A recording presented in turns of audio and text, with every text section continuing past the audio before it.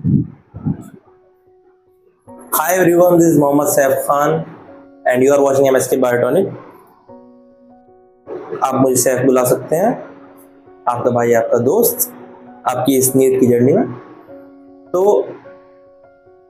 मैं अपने बारे में बता दूं आपको कि I scored 665 out of 720 in this NEET exam, NEET 2024 exam.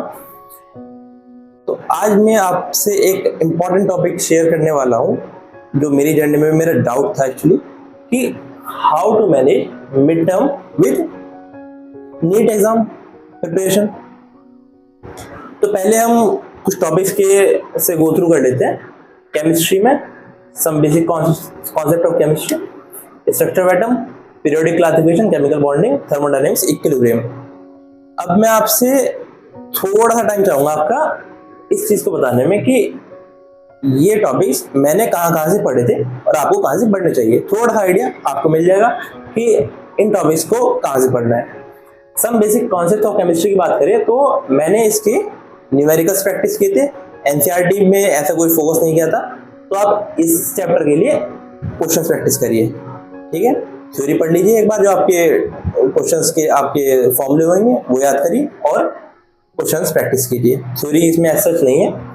Structure of atom की बात करें, स्ट्रक्चर ऑफ एटम में पहला आधा पार्ट इसका लगभग जब डिस्कवरीज वाले पार्ट है तो वो सब बोर मॉडल, रुदरफोर्ड मॉडल, वो सब थ्योरेटिकल पार्ट है, वो आप एनसीईआरटी से पढ़िए।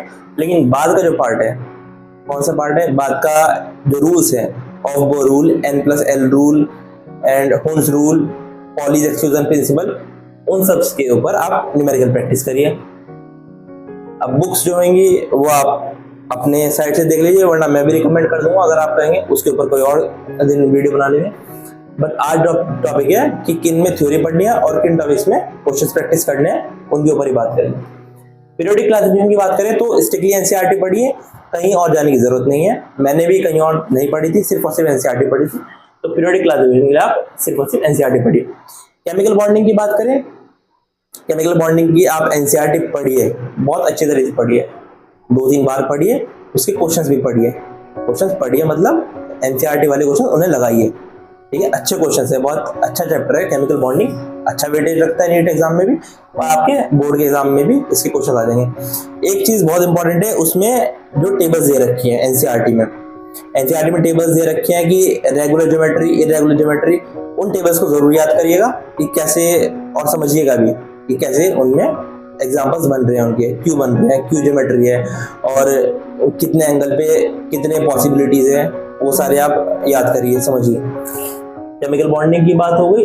थर्मोडायनेमिक्स आप क्वेश्चन प्रैक्टिस करिए, अगेन फॉर्मूले याद करिए और क्वेश्चन प्रैक्टिस करिए। इक्विलिब्रियम की आप क्वेश्चन प्रैक्टिस करिए और थ्योरी ना ही पढ़ी तो कोई बात नहीं, आप फॉर्मूला इसका याद करिए। इन 2 चैप्टर्स की मैं कहूंगा, थर्मोडायनेमिक्स और इक्विलिब्रियम की आप क्वेश्चन प्रैक्टिस करिए और फॉर्मूला याद कीजिए, और कोई जरूरत नहीं। ये बात हो गई मेरी केमिस्ट्री की। अब बात करते हैं फिजिक्स की। फिजिक्स में सबसे इंपॉर्टेंट चैप्टर है units and measurement. Units and measurement लगभग 3 से 4 क्वेश्चन आ सकते हैं नीट में और आपके बोर्ड में भी इसका अच्छा वेटेज है। तो यूनिट्स एंड मेजरमेंट को बहुत ही अच्छे तरीके से क्वेश्चन कीजिएगा, इसके फॉर्मूला याद कीजिएगा और क्वेश्चन प्रैक्टिस कीजिएगा।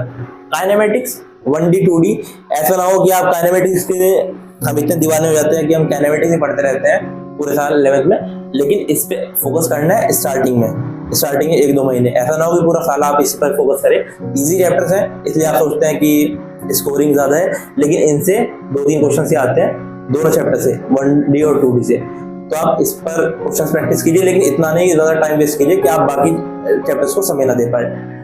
काइनेमेटिक्स के आप क्वेश्चन प्रैक्टिस कीजिए, लॉज ऑफ मोशंस के आप क्वेश्चन प्रैक्टिस कीजिए, वर्क, एनर्जी एंड पावर के अगेन फॉर्मूला और question practice. Laws of motion के मैं कहूंगा कि क्वेश्चन जो है अच्छे लेवल के पे प्रैक्टिस कीजिए। इसमें जो सिस्टम्स है, सिस्टम की स्टडी अच्छी कीजिए कि कैसे ब्लॉक्स अटैच हैं, कैसे फ्लोर के ऊपर एक ब्लॉक रखा हुआ है, उन सब क्वेश्चंस को अच्छी तरह पढ़िए, लगाइए इन चैप्टर्स में। लॉज ऑफ मोशन में रोटेशन मोशन की बात करें, रोटेशन मोशन में अगेन सबसे बोरिंग लगेगा आपको, सबसे हार्ड भी लगेगा, but it is very important rotation motion. मेरा इस साल एक्चुअली रोटेशन मोशन में ये क्वेश्चन गलत हुआ था, इसलिए आपसे कह रहा हूँ कि रोटेशन मोशन को बहुत ही अच्छी तरह पढ़िएगा। रोटेशन मोशन की बात हो गई। बायोलॉजी में जो कुछ चैप्टर्स जो मुझे लगते हैं कि पूरे साल निकल जाता है, लेकिन हम उस पर फोकस ही नहीं करते हैं कि सच में इन चैप्टर्स पर टाइम देना वर्थ है या नहीं। हम सोचते हैं कि हम 12th में पढ़ लेंगे इन चैप्टर्स को, लेकिन ध्यान रखिएगा अगर आपने इन चैप्टर्स को 11th में नहीं पढ़ा तो आपका बहुत बड़ा बैकलॉग होने वाला है 12th के लिए।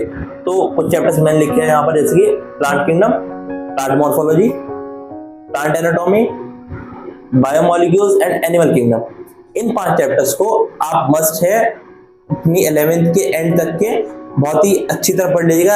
आई से 10 टाइम्स तो मिनिमम पढ़ लीजिएगा। That is very good. That is very good for your NEET exam. Otherwise, you will regret in the 12th exam, in the 12th class, that why I have not studied this in 11th standard. So ये मेरा कुछ idea था basic सा, जो मैं अपने life में अगर अपने जर्नी के बारे में शेयर करूं कि मैंने कैसे किया था। तो thank you very much, have a nice day, bye bye.